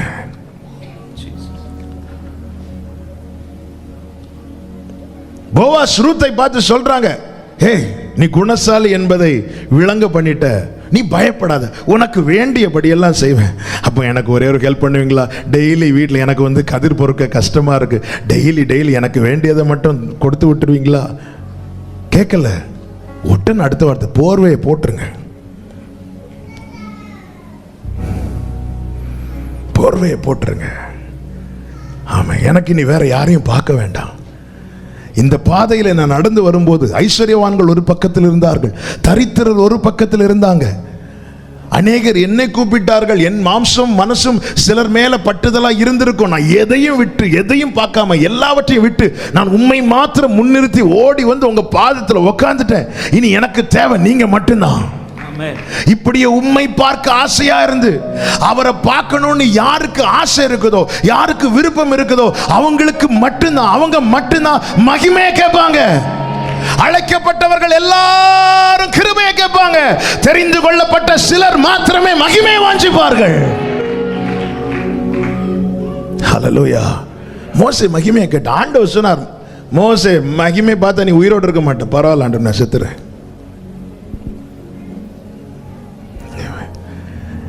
யாரால் இது கிடைக்கிறது? கர்த்தரால். எனவேதான் ஆண்டவர் சொல்லுகிறார், மோசே என் அண்டையில் ஒரு இடம் உண்டு, அங்கே வந்து நில்லு, அங்கே நில்லு. நீங்க யாத்திரா 34 படிச்சீங்கன்னா தெரியும். அவன் ஆயத்தமாகி வந்தபோது கர்த்தர் அவன் அருகே நின்றார். கர்த்தரால் தான் எனக்கு கிருபை, கர்த்தரால் தான் எனக்கு பலன், அவரால் மாத்திரமே எனக்கு மகிமை. ஆரோனும் மிரியாமுக்கும் மோசே மேல பயங்கர கோபம், பொறாமை எல்லாம் சேர்ந்து வந்து மோசையை பயங்கரமா பேச ஆரம்பிச்சிட்டாங்க. ஏன் மோசை கூட மட்டும் தான் கர்த்தர் பேசுவாரா, எங்க கூட எல்லாம் பேச மாட்டாரா அப்படின்னு சொல்லி பேச ஆரம்பிச்சிட்டாங்க. மோசை எதுவுமே சொல்லல. கர்த்தர் அதை கேட்டார் என்று வேதம் சொல்லுகிறது. என்னாகமம் 12வது அதிகாரத்தில் ஆண்டவர் கோபம் வந்துட்டு ஆண்டவர் எல்லாரையும் கூப்பிட்டார். 4வது வசனத்தை வாசிங்க. சடுதியிலே கர்த்தர் மோசையும் ஆரோனையும் மிரியாமையும் நோக்கி, நீங்கள் 3 பேரும் ஆசரிப்பு கூடாரத்துக்கு புறப்பட்டு, நீங்க 3 பேர் இங்க வாங்க அப்படின்ட்டார். நீங்க 3 பேர் வாங்க கூப்பிட்டு நிறுத்திட்டு கர்த்தர் பேசுகிறார் பாருங்கள். 6 முதல் வாசிங்க. அப்பொழுது அவர், என் வார்த்தைகளை கேளுங்கள், உங்களுக்குள்ளே ஒருவன் தீர்க்கதரிசியா இருந்தால் கர்த்தராகிய நான் தரிசனத்தில் என்னை அவனுக்கு வெளிப்படுத்தி சொப்பனத்தில் அவனோட பேசுவேன். என் தாசனாகிய மோசேயோ அப்படிப்பட்டவன் அல்ல. இனி அடுத்த வார்த்தை, என் வீட்டில் எங்கும் அவன் உண்மை உள்ளவன். அடுத்த வசனம், நான் அவனுடன் மறைபொருளாக அல்ல, முகமுகமாகவும் பிரத்யட்சமாகவும் பேசுகிறேன். அவன் கர்த்தரின் சாயலை காண்கிறான். ஆரோனே, மிரியாமே, எத்தனை நாள் என்கிட்ட ஜெபம் பண்ணியிருப்பீங்க? என்னெல்லாம் கேட்டிருப்பீங்க? விடுதலை கேட்டிருப்பீங்க, ஆகாரத்தை கேட்டீங்க, தண்ணீரை கேட்டீங்க, இந்த நெருக்கத்திலிருந்து விடுதலை கேட்ட, சுகத்தை கேட்ட, பணத்தை கேட்ட, என்னெல்லாம் கேட்ட. மோசே என்கிட்ட என்ன தெரியுமா கேட்டான்? உங்களை பார்க்கணும்னு கேட்டான். என் சாயலை காண்கிறான். எப்படி சாயலை காண்கிறான்? அவனுடைய வாஞ்சை அது ஒண்ணுதான், எனக்கு உங்களை பார்க்கணும். மோசையை கூப்பிட்டு கேட்கலாமா, ஏன் மோசே உங்களுக்கு அப்படி ஆண்டவர் பார்க்கணும்னு எப்படி ஆசை வந்துச்சு? 40 வருஷம் வனாந்திரத்தில் இருந்தேனே, எனக்கு ஒரு அண்ணன் உண்டு, எனக்கு ஒரு அக்கா உண்டு, என் உறவுகள் உண்டு, ஒருத்தருக்கு கூட என்னை பார்க்க வர மனசு இல்லாமல் இருந்தபோது, நான் இருந்த இடத்துல ஒரு நல்ல மரம் கூட கிடையாது, இருந்த ஒரு செடி, அதுவும் முச்செடி தான், அதையும் பொருட்படுத்தாமல் எனக்காக இறங்கி வந்து என்னை பார்த்து என்னோடு பேசி எனக்கு ஒரு வாழ்க்கையை தந்த அவர் யார்? அவரை எனக்கு பார்த்தே ஆகணும், அவரை நான் பார்த்தே ஆகணும். ஹல்லேலூயா. தேடி வந்த நேசமே, ஆருயிரேசுவே, உம் அன்பில் ஒன்றே உண்மை உண்டென்று கண்டேன். தேடி வந்த நேசமே, ஆருயிரேசுவே, உம் அன்பில் ஒன்றே உண்மை உண்டென்று கண்டேன். எனக்கு ஆண்டவர் அவனை சந்தித்த பிறகு ஆரோன் வந்து கட்டிப்பிடிச்சு முத்தமிடுறான். இதெல்லாம் எதுக்கு? அப்புறம் ஒரு காலத்துல உங்களை ஒருத்தரும் தேடி வரல, இன்னைக்கு 4 உறவுகள் உங்களை பார்க்க வர காரணம் என்ன? எத்தனை பேருக்கு சொல்ல முடியும்? அவர் என்ன விசிட் பண்ணதுக்கு அப்புறம் தான் இதெல்லாம் நடக்குது. இன்னைக்கு 4 பேர் ஒரு ஃபங்க்ஷனுக்கு எனக்கு ஒரு இன்விடேஷன் கார்டு கொடுக்கறாங்கன்னா, அவர் என் வாழ்க்கை முள்ளா இருந்தது, வனாந்தரமா இருந்தது, அப்போ என்ன விசிட் பண்ணதுக்கு அப்புறம் தான் இதெல்லாம் நடந்துச்சு. இப்போ நான் ஒண்ணு கேட்கிறேன், ஒன்றை நான் கேட்டேன், அதையே நான் தேடி ஆர்வமாய் நாடுகிறேன். ஆண்டவர் உங்களை பார்க்கணும். ஆண்டவர் மூவரையும் கூட்டிட்டு, ஆரோன் மிரியாம கூப்பிட்டு, நீங்க பெரிய தீர்க்கதரிசி தானே, ஆரோனே நீ பெரிய ஆசாரியன் தானே, மிரியாமே நீ பெரிய வொர்ஷிப் லீடர் தானே, ஒரு நாளாவது என்ன பார்க்கணும்னு கேட்டிருப்பியா? ஆனா என் தாசன் அப்படிப்பட்டவன் இல்லை. அவன் என் சாயலை காண்றான். அவனுக்கு ஏக்கமே தான். நீங்க இவ்வளவு பேசுனீங்களே, அவன் ஏதாவது பதில் சொன்னானா? இல்ல. ஏன்? அவன் மனசுல ஒண்ணுதான் இருக்கு. இதுக்கு பதில் சொல்றதுக்கு நீ என் வாழ்க்கை இல்ல, எனக்கு உங்களை பார்க்கணும். மகிமையை காண விரும்புகிறவன் வருகிற கேள்விகளுக்கெல்லாம் பதில் சொல்லி கொண்டிருக்க மாட்டான். பேசுறதுக்கெல்லாம் ஒருத்தன் பதில் சொல்லிட்டே இருக்கிறான், அவன் மகிமையை விரும்பலன்னு அர்த்தம். அவன் உலகத்திலிருந்து கிடைக்கிற மேன்மையை விரும்புறான். அது எப்படி தெரியுமா? எங்கள்கிட்ட மட்டும் தான் பேசுவாரா? மோசைட்ட மட்டும் தான் பேசுவாரா? எங்களை கொண்டு பேசலையா? உங்களை கொண்டு பேசினார். அது உன் மேன்மை அல்ல, உன்னை தேவன் வைத்த ஸ்தானத்தின் மேன்மை. அண்ணா காய்பால பிரதான ஆசாரியன் இயேசுக்கு எதிராக அத்தனை வேலையும் செஞ்சான். ஆனா அந்த வருஷத்துல அவன் அந்த ஸ்தானத்தில் இருந்தபடியினால யோவான்ல இருக்கிறது, அவன் மூலமாய் தீர்க்க தரிசனம் வெளிப்பட்டதான். அது அவனை வச்சில்ல, அவனை கர்த்தர் வைத்த ஸ்தானத்தை வைத்து. எனவே தான் பவுல் சொல்ற, நாம் உண்மை இல்லாதவர்களாய் இருந்தும் அவர் உண்மையுள்ளவராய் இருக்கிறார். ஹல்லேலூயா. ஒரு ஊழியக்காரங்க கர்த்தருடைய வார்த்தையை பேசுறாங்கன்னா அதுல அவருடைய உண்மை தான் வெளிப்படுது. ஆமென். எங்க பாஸ்டர் என்ன ஜெபம் பண்ணி வார்த்தையை வாங்குறாங்க? ஒண்ணும் இல்லை. எல்லா மெசேஜ் அப்படி கிடையாது. சில டைம் நம்ம பலவீனத்துல ஒழுங்கு ஆயத்தமாக முடியாது, ஆனாலும் கர்த்தர் வார்த்தையை தந்து பேச வைக்கிறார். இதுல ஊழியக்காரருடைய உண்மை அல்ல விளங்குறது, கர்த்தருடைய உண்மை. எனவே தான் பவுல் சொல்ல, நாம் உண்மை இல்லாதவர்களாய் இருந்தும் அவர் உண்மை உள்ளவராய் இருக்கிறார். என் நாமம் எப்படி பரிசுத்த ஆக்கப்படலாம். எனவே என் நிமித்தம், என் நாமத்தின் நிமித்தம் நான் பொறுமையா இருப்பேன். ஆரோன் மிரியாமை கூப்பிட்டு, என்னெல்லாம் கேட்டீங்கப்பா என்கிட்ட, ஒரு நாளா ஒருத்தராவது மகிமையை பார்க்கணும் கேட்டீங்களா? ஏன்னா உங்களுக்கு என்ன பார்க்கணும்னு ஆசை இல்லை. உங்களுக்கு ஜனங்க மத்தியில் மோசைக்கு இருக்கிற நேமை விட எங்களுக்கு நேம் மேலே வந்துடணும்னு நீங்க ஆசைப்படுறீங்க. ஆனா மோசைக்கு அதெல்லாம் விருப்பம் கிடையாது. தூற்றுவார் தூட்டட்டும், போற்றுவார் போட்டட்டும், அது எதுவுமே அவன் காதுல வாங்க மாட்டான். அவன் ஆசை ஒண்ணுதான், உங்க மகிமையை பார்க்கணும், உங்க மகிமையை பார்க்கணும், எனக்கு உங்களை பார்க்கணும். ஹல்லேலூயா. சில பிள்ளைங்க ஃபாரின்ல ரொம்ப வருஷம் இருந்துட்டு பெற்றோருக்கு ஃபோன் பண்ணும்போது, அம்மா அப்பா உங்களுக்கு என்ன வேணும், இது வாங்கி தரவா அது வாங்கி தரவான்னு கேட்டா இவங்க என்ன சொல்லுவாங்க? ஒன்றும் வேண்டாம், நீ வந்தா போதும், எனக்கு பார்க்கணும். ஆண்டவரே உங்க மகிமையை காண்பி தரலும் என்று நம்ம கிருபையை தாங்கன்னு கேட்கணும். ஆண்டவர் இங்கே போறேன், கிருபை காட்டு, கிருபை தாங்க, கிருபை தாங்க, கிருபை தாங்க கேட்கணும். மகிமையை கேட்கிறோமா? ஹல்லேலூயா. மகிமையை கேட்கணும் ஆண்டவர்ட்ட. உம் மகிமையை காண்பித்தருளும். மோசே எத்தனை அற்புதங்களை செய்தான், அப்பொழுது பிரகாசிக்காத அவனுடைய முகம் மகிமையை கேட்டபோது பிரகாசித்தது. அதன் அர்த்தம் என்ன? அந்த ஜெபம் அவருக்கு பிடிச்சிட்டு. தேவைகளுக்காக தேடுகிறவர்கள் உண்டோ என்று தேவனை பார்க்கவில்லை, தேவனை தேடுகிறவன் உண்டோ என்று பார்க்கிறார். தேவனை தேடுறோம், எனக்கு அவர் வேணும். எனவேதான் உன்னத பாட்டு 3வது அதிகாரத்தில் சூலைமித்தியால் படுக்கையில் இருந்து எழுந்து நேசரை தேடுகிறாள், காணவில்லை, காணாததும் படுத்து தூங்கவில்லை, தெருவில் போய் தேடுறா, இறங்கி தேடுறா. நேசரை கண்டீர்களா கண்டீர்களா கண்டீர்களா கேட்டதும் அப்படி கொஞ்சம் தூரம் போனதும் நேசரை பார்க்கிறாள், பார்த்ததும் போய் பற்றி கொள்ளுகிறாள். சொல்றேன், விடாமல் பற்றி கொண்டேன், என்னை என் தாயின் அறையில கொண்டு வந்து விடும் வரைக்கும் நான் விடாம பற்றி கொண்டேன். இன்னைக்கு சபையே நம்முடைய ஓட்டம் ஒவ்வொரு நாள் முடிந்து கொண்டே இருக்கிறது. எல்லையை எங்க வச்சிருக்கிறாருன்னு தெரியல. எவ்வளவு தூரம் இன்னும் ஓட போறோம்னு தெரியல. ஆனா கிருபை மேல் கிருபை பெற்றும் பலத்தின் மேல் பலன் அடைந்தும் நான் மகிமை மேல் மகிமை அடையவில்லை என்றால் என்னால் மறுரூபமாக முடியாது. என்னால் மறுரூபமாக முடியவில்லை என்றால் இனி அவர் மாம்சத்தில் வெளிப்பட மாட்டார். மாம்சத்தில் வெளிப்பட்ட எல்லா கண்களுக்கும் பார்க்க முடியும். ஆவியா இருக்கிற கிறிஸ்து வெளிப்படும் போது மறுரூபமாக்கப்பட்டவனுக்கு மாத்திரமே தரிசிக்க முடியும். ஆமென். ஹல்லேலூயா. இனி அவர் ஒரு காலமும் மாம்சத்தில் வெளிப்பட மாட்டார். ஆவியா இருக்கிற கர்த்தரால் என்று வேதம் சொல்லுகிறது. அவர் மகிமையில் இருக்கிறார். அப்ப நாமும் மகிமை மேல் மகிமை அடைந்து மறுரூபமானால் மாத்திரமே அவரை முகமாய் தரிசிக்க முடியும். எனவே நம்முடைய இருதயத்தின் வேண்டுதல் எதுவா இருக்க வேண்டுமானால் உம் மகிமையை நான் காண வேண்டும்.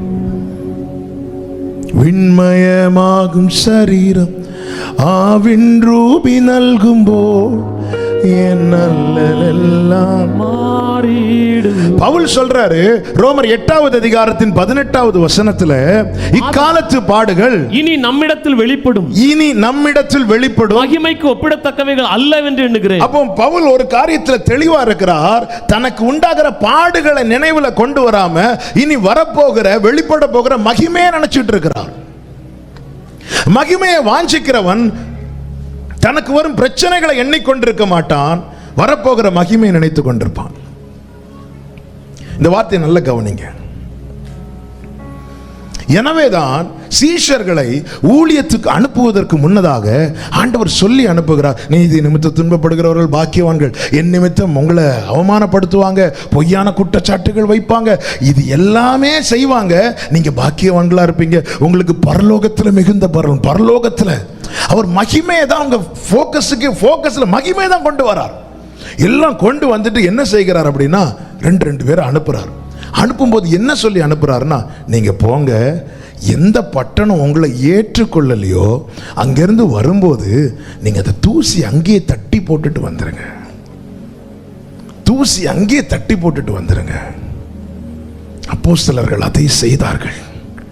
அப்போஸ்தலர் 13வது அதிகாரம் கடைசி 2 வசனங்களை வாசிங்கள். 51 கால்களில் படிந்த தூசி, 51 இவர்களோ தங்கள் கால்களில் படிந்த தூசியை அவர்களுக்கு எதிராக உதறி போட்டு இக்கோனியா பட்டணத்துக்கு போனார்கள். 52வது வசனம், சீஷர்கள் சந்தோஷத்தினாலும் பரிசுத்த ஆவியினாலும் நிரப்பப்பட்டார்கள். இப்போ தூசியை உதறாம வந்தாங்கன்னா என்ன இருக்கும்? அவங்க எந்த இடத்துல போய் இருந்தாங்களோ அந்த இடம் என்ன இருக்கும்? தூசியா இருக்கும். இன்னைக்கு அநேகர் தூசிய உதறாம சுமந்து கொண்டு வீட்டுக்குள்ள வந்து வீட்டை தூசியாக்கிட்டாங்க. பிள்ளைகளை தூக்கி பிள்ளைகளையும் தூசியாக்கியாச்சு. யாராவது கொஞ்சம் நிந்திச்சிருப்பாங்க, பரியாசம் பண்ணியிருப்பாங்க, அல்லது ஏதோன்னு சொல்லியிருப்பாங்க, அந்த தூசியை அந்த இடத்துல உதறி போட்டுட்டு வருகிறவன் தான் மகிமையை நினைக்கிறவன். என்ன இப்படி சொல்லிட்டாங்க அந்த தூசியை கொண்டுட்டு போய் வீட்டில் உக்காந்தா அந்த வீடு தூசி ஆயிரும். பிள்ளைகளை தூக்குனா பிள்ளைங்க தூசி ஆயிருவாங்க. சில பிரச்சனை பெற்றோரோடு நிற்காமல் பிள்ளைகளையும் தொடர காரணம் என்ன தெரியுமா? தூசியை உதற வேண்டிய இடத்துல உதறாததுனால. பெற்றோருக்கும் ஒருத்தங்களுக்கும் பகை இருக்கும், அந்த பிரச்சனை அப்படியே போயிருக்கும். ஆனா அந்த பகை அடுத்த தலைமுறைக்கு ஏன் தொடருகிறது? ஏன் நான் தூசியை உதற வேண்டிய இடத்துல உதறாம அப்படியே வீட்டில் வந்து உக்காந்தனால. எங்கேயாவது போய் ஏதாவது தொட்ட உடனே சானிடைசர் போட்டு கையை ஏன் தடவுறோம்? ஏன்? ஒருவேளை கொரோனா கிருமி அதுல இருந்து அது வீட்டுக்குள்ள வந்து நம்ம எங்கேயாவது யாரையாவது தொட்டுட்டோம் எவ்வளவு பார்க்கிறோம். ஆண்டவர் சொன்னா, ஏ உனக்கு பரலோகத்தில் பலன் இருக்கு, உனக்கு மகிமை இருக்கிறது, இனி வெளிப்பட போகிற இந்த காலத்து பாடுகள்லாம் இனி வெளிப்பட போக மகிமைக்கு ஒப்பானது அல்ல. அதனால எங்கேயாவது ஏதாவது உன்னை தூஷிக்கிறாங்க, உன்னை பொய்யான குற்றச்சாட்டு சொல்றாங்க, உன்னை அது பண்றாங்க இது பண்றாங்க, காயப்படுத்துறாங்க, ஆமே உனக்குள்ள வேதனை உண்டாக்குற செயலை செய்யறாங்க, எல்லாம் உண்மைதான். அதனால உன் சரீரத்தில் தூசி படியுது உண்மைதான். ஆனா அது அங்கிருந்தே நீ உதறி போட்டு அதை சுமந்து கொண்டு வீட்டுக்குள்ள போனேன்னா அது உன்னை மட்டும் அழுக்காக்காது, உன் குடும்பத்தை அழுக்காக்கும், உன் குடும்பத்தை அழுக்காக்கும்.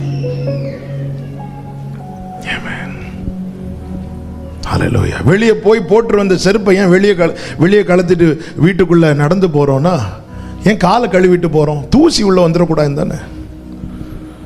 ஆமென். உள்ள அத்தனை வைராக்கியங்கள், கசப்பு, பகைகள் இவைகளை சுமந்து கொண்டு நம்ம எங்க போய் இருக்கிறோம்? நாம என் இருதயத்தில் நான் வைராக்கியத்தையும் கசப்பையும் பகையும் வைத்துக் கொண்டு என் பிள்ளையை தூக்கினால் அந்த தூசி என் பிள்ளையும் என் பிள்ளையும் பிடிக்கும், அது என் பிள்ளையும் அழுக்காக்கும். நம்ம பிள்ளைங்க வெளியரங்கமா நீட்டா இருக்கணும்னு எவ்வளவு பார்க்கிறோம். உள்ள எத்தனை தூசி நம் நிமித்தம் பிள்ளைகளுக்கு உண்டாயிருக்கிறது. பாடு வரும்போது அந்த பாடுகளுக்கு யார் காரணமா இருக்கிறான் தேடி அவனை பகைத்து இவனை பகைத்து இப்படி ஓட்டத்தை ஓடி முடிக்கிறதுக்கு இல்ல. தேவன் கிருபையை தருகிறது, தேவன் பலத்தை தருகிறது. பவுல் சொல்றார், இக்காலத்து பாடுகள் இனி வெளிப்பட போகும் மகிமைக்கு ஒப்பா. அப்போ ஒவ்வொரு நெருக்கம் வரும்போதும், பிரச்சனை வரும்போதும், அப்போ இதுக்கு மகிமை எப்படி இருக்கும், இதுக்கு பலன் எப்படி இருக்கும்? எனவேதான் பேதுருவை கொண்டு ஆவியானவர் எழுதுகிறார், அழிந்து போகிற பொன் அக்கினியினாலே சோதிக்கப்படும், அதை பார்க்கிலும் அதிக விலையேறப்பட்டதா இருக்கிற உங்கள் விசுவாசம் சோதிக்கப்பட்டு கிறிஸ்து வெளிப்படும் போது உங்களுக்கு மகிமையா இருக்கும். ஆண்டவராக இயேசு கிறிஸ்துவை பார்த்தீங்களா? எபிரேயர் 12:2 சொல்லப்பட்டிருக்கிறது, தமக்கு முன் வைக்கப்பட்டிருக்கும் சந்தோஷத்தின் பொருட்டு அவர் அவமானத்தை எண்ணாமல் சிலுவையை சகித்து. அவமானத்தை எண்ணலையா? என்னெல்லாம் பேசினாங்க, எப்படியெல்லாம் பேசினாங்க. அவர் வஸ்திரத்தை உரிந்து அவமானப்படுத்தினார்கள், அவர் அதை எண்ணவில்லை. முகத்தில் காரி துப்புனாங்க, எண்ணல. ஆமென். உங்க அப்பா யாருன்னு கேட்காத குறைய கேட்டாங்க அவர்கிட்ட. ஆபிரகாம் எங்கள் பிதா, ஆமா நீ யாருன்னு கேட்டாங்க. மரியாளுடைய குமாரன் என்று தான் சொன்னார்கள். என்ன எப்படி எல்லாம் காயப்படுத்தணும். சிலர் பார்த்துருக்கீங்களா, லைட்டா சொல்லுவாங்க, நமக்கு ஹர்ட் ஆகலைன்னா இன்னும் என்ன இவங்க சிரிச்சுட்டே இருக்காங்க, அப்போ இன்னும் கொஞ்சம் கூட. இயேசுவை அந்த அர்த்தம் எவ்வளவு அவமானப்படுத்த முடியுமோ அவ்வளவு அவமானப்படுத்தினாங்க. பைபிள் சொல்லுது, அவர் கடந்து போயிட்டே இருந்தார், அவர் கடந்து போனார், அவர் மறைந்து போனார், அந்த இடத்துல நிக்கல, மறைந்து போய் அடுத்த இடத்துல போய் அங்க போய் உட்காந்து ஆனாலும் இப்படி சொல்லிட்டாங்கன்னு சொல்லல, அங்க போய் அவர் உபதேசித்து கொண்டிருந்தார். அதன் அர்த்தம் என்ன? அந்த அவமானத்தை எண்ணல. ஏன் எண்ணல? இதெல்லாம் இப்ப கொஞ்ச காலத்துல முடிய போகுது, எனக்கு என்ன இருக்கு தெரியுமா, என் அப்பா பக்கத்துல ஒரு இடம் இருக்கிறது, அதான் தமக்கு முன் வைத்திருக்கும் சந்தோஷத்தின் பொருட்டு. அப்ப மகிமையை வாஞ்சிக்கிறவன், நித்தியத்தை குறித்த நினைவு உள்ளவன், இங்கே இருக்கிற இந்த அவமானங்கள் இதெல்லாம் நினைவுல கொண்டு வந்து அசை போட மாட்டான்.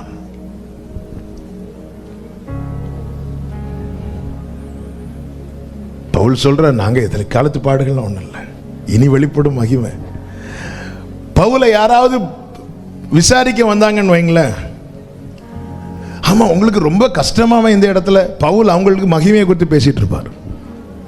ஏய் கஷ்டமா? என்ன கஷ்டம்? என்ன மகிமை இருக்கு தெரியுமா, என்ன மேன்மை தெரியுமா, இனி இப்படி பேசுவார் பவுல். பவுலுக்கு யாராவது ஆறுதல் சொல்ல வந்தால் பவுல் அவங்களுக்கு ஆறுதல் சொல்லிட்டு போயிடுவான். ஒரு நித்தியத்தை குறித்த எதிர்பார்ப்புள்ள மகிமையின் மேல் வாஞ்சியுள்ள தேவ பிள்ளைக்கு ஆறுதல் உலகத்திலிருந்து கிடைக்காது, ஆறுதல் அங்கிருந்தான். ஒருத்தங்க ஆறுதல் சொல்ல வந்தாலும் இவங்க அவர்களுக்கு ஆறுதலாய் மாறுவார்கள். அப்போஸ்தலர் 14வது அதிகாரத்தில் நீங்க பாத்தீங்கன்னா தெரியும், பவுலை கல்லறிந்து அவன் மரித்து போனான் என்று எண்ணி அவனை பட்டணத்துக்கு வெளியே இழுத்து கொண்டு போனார்கள். 19வது வசனத்தில் இருக்கிறது. சீஷர்கள் அவனை சூழ்ந்து நிற்கையில், 20வது வசனம், அவன் எழுந்து பட்டணத்துக்குள் பிரவேசித்தான். ஆமென். திரும்ப அவன் வர்றான் பாருங்க, 21, 22ல அவன் திரும்ப அதே பட்டணத்துக்குள் வந்து 22வது வசனத்தை வாசிங்க. சீஷருடைய மனதை திடப்படுத்தி. பவுலை யாரும் வந்து திடப்படுத்தல, பவுல் போய் திடப்படுத்துறான். பாதிக்கப்பட்டது பவுல், அடிக்கப்பட்டது பவுல், அவமானப்படுத்தப்பட்டது பவுல். நாம விழுந்து எழும்பி இருந்தா நம்மை பார்க்க வர்றவங்க தானங்க நம்மளை திடப்படுத்துவாங்க. இப்படிதான் நான் ஸ்கூல் படிக்கும் போது கீழே விழுந்துட்டு, சின்னாடி நானும் எங்க அடுத்த தம்பி பிஜு பால்சா 2 பேரும் விழுந்து இருக்கிறோம். அப்போ ஒருத்தங்க வந்தாங்க, உனக்கு போக்கு கொஞ்சம் இதோட போச்சுன்னு நினைச்சுக்கோணும். சிலர் திடப்படுத்த வந்து இருக்க பலத்தையும். பவுலை யாராவது திடப்படுத்த வந்துட்டாங்கன்னா பவுல் அவங்கள உட்கார வச்சு, ஹே உங்களுக்கு ஒரு டீ கொடு, ரொம்ப டயர்டா வந்திருக்காங்க. நீ எதை பார்க்குற? உங்க மேல விழுந்த கல்லை பார்க்குற. நான் எதை பார்க்குறேன் தெரியுமா? இனி எனக்கு வரப்போகிற மகிமையை பார்க்குறேன்.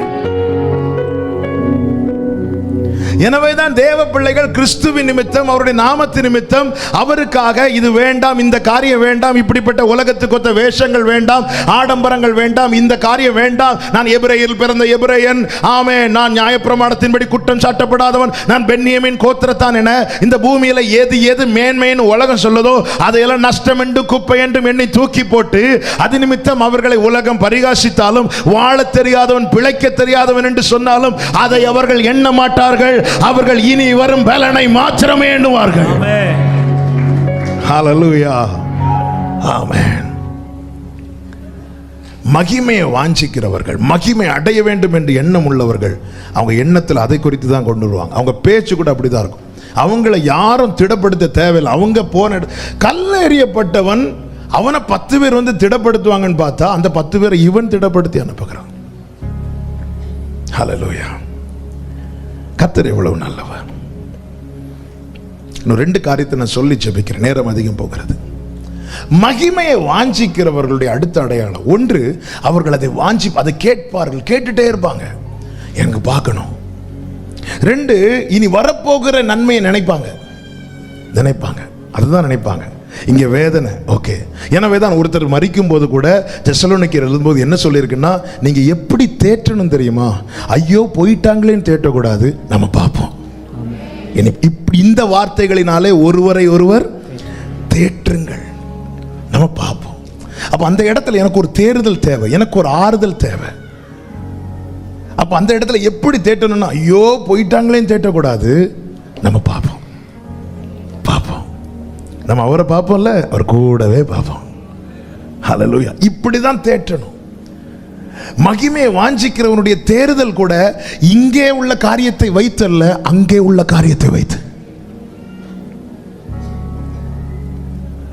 உண்மையா நான் மகிமை அடையணும், அந்த மறுரூபமாக்கப்படுகிற அந்த அனுபவத்துக்குள்ளே போன வானவருடைய சாயலை நான் தரிக்க வேண்டுமானால் எனக்குள்ளே இன்னொரு தேடல் உண்டாகணும். என் இருதயம் ஒரே ஒரு காரியத்துக்கு மட்டும் இடம் கொடுக்க வேண்டும். அது என்ன காரியம்? 1 கொரிந்தியர் 13 கடைசி 2 வசனங்கள். 1 கொரிந்தியர் 13 கடைசி 2 வசனங்கள். இப்பொழுது கண்ணாடியிலே நிழலாட்டமாய் பார்க்கிறோம், அப்பொழுது முகமுகமாய் பார்ப்போம். இப்பொழுது நான் குறைந்த அறிவுள்ளவன், அப்பொழுது நான் அறியப்பட்டிருக்கிறபடியே அறிந்து கொள்ளுவேன். இப்போ நான் கண்ணாடியிலே நிழலாட்டமாய் பார்க்கிறோம். கண்ணாடி என்பது வேதம் அல்லவா? ஏதோ வேதத்தின் வசனத்தின் வெளிச்சத்தின்படி அவர், ஓகே, ஆண்டவர் இப்படி இருப்பார், அவர் பரிசுத்தம் உள்ளவர், ஓகே, அவர் சர்வ வல்லவர், அவர் 10,000 சிறந்தவர். நாம விசுவாசத்தை கண்களால் பார்க்கிறோம். அப்பொழுது மகிமையில வெளிப்படும் போது டைரக்டா யாரும் நமக்கு சொல்ல தேவையில்லை, இதுதான் இயேசுன்னு சொல்ல தேவையில்லை, முகமாய் நம்ம பார்ப்போம். சொல்லிவிட்டு 13வது வசனத்தில் சொல்லப்பட்டிருக்கிறது, இப்பொழுது விசுவாசம், நம்பிக்கை, அன்பு மூன்றும் நிலைத்திருக்கிறது, இவைகளில் அன்பே பெரியது. ஏன் மகிமையில கொண்டு முடிக்க வேண்டிய அதிகாரத்தை அன்புல கொண்டு முடிக்க காரணம் என்ன? காரணம் ஒன்றுதான். அதே அதிகாரத்தில் சொல்லப்பட்டிருக்கிறது 2வது வசனத்தில், அன்பு எனக்கு இராவிட்டால் நான் ஒண்ணுமே இல்லாம போயிருவேன். 3வது வசனத்தில், அன்பு எனக்கு இராவிட்டால் எனக்கு பிரயோஜனமே இல்லை. அப்போ மகிமை அடைய விரும்புகிறவன் எதுக்கு இருதயத்தில் இடம் கொடுப்பான் தெரியுமா? வம்புக்கு அல்ல, அன்புக்கு. எனவேதான் ரோமர் 5:5 சொல்லப்பட்டிருக்கிறது, ஆமென், அன்றியும் உங்களுக்கு அருளப்பட்ட பரிசுத்த ஆவியினாலே தேவ அன்பு உங்கள் இருதயங்களில் ஊட்டப்பட்டிருக்கிறது. அப்ப நான் மகிமையை அடைய வேண்டுமானால் எனக்குள்ளே அன்பை தவிர வேறு எதுக்குமே நான் இடம் கொடுக்க மாட்டேன். வேற ஒன்றுக்கு நான் இடம் கொடுக்கிறேன்னா என் உண்மையிலே என் இருதயம் மகிமையை விரும்பலன்னு அர்த்தம். ஆண்டவர் கடைசி காலத்தில் நடக்கும் அடையாளங்களை சொல்லும் போது மத்தேயு 24வது அதிகாரத்தில் அதனுடைய 12-13 சேர்த்து வாசிங்க.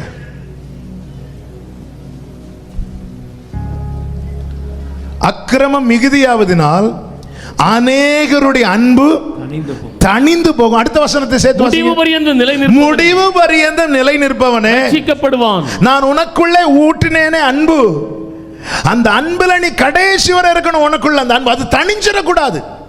அது தணிஞ்சிட்டுனால நீ கடைசியில் இந்த கடைசியில் வைத்திருக்கிற அந்த ரட்சிப்பை நீ இழந்துருவேன்னு அர்த்தம். நான் என்னதான் ஊழியம் பண்ணாலும் எனக்குள்ள தேவ அன்பு இல்லைன்னா இந்த ஊழியத்தினால எனக்கு பிரயோஜனம் இல்லை.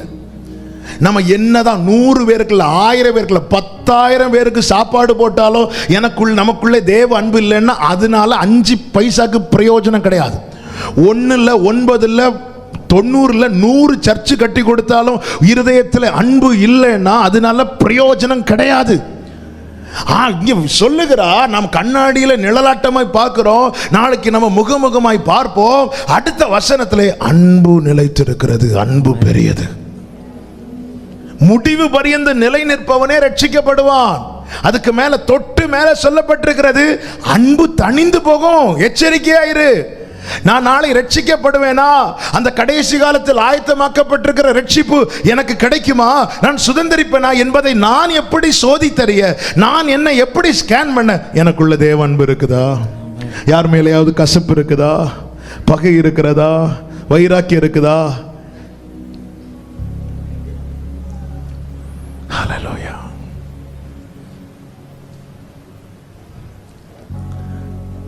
என்ன ஒரு அமைதி.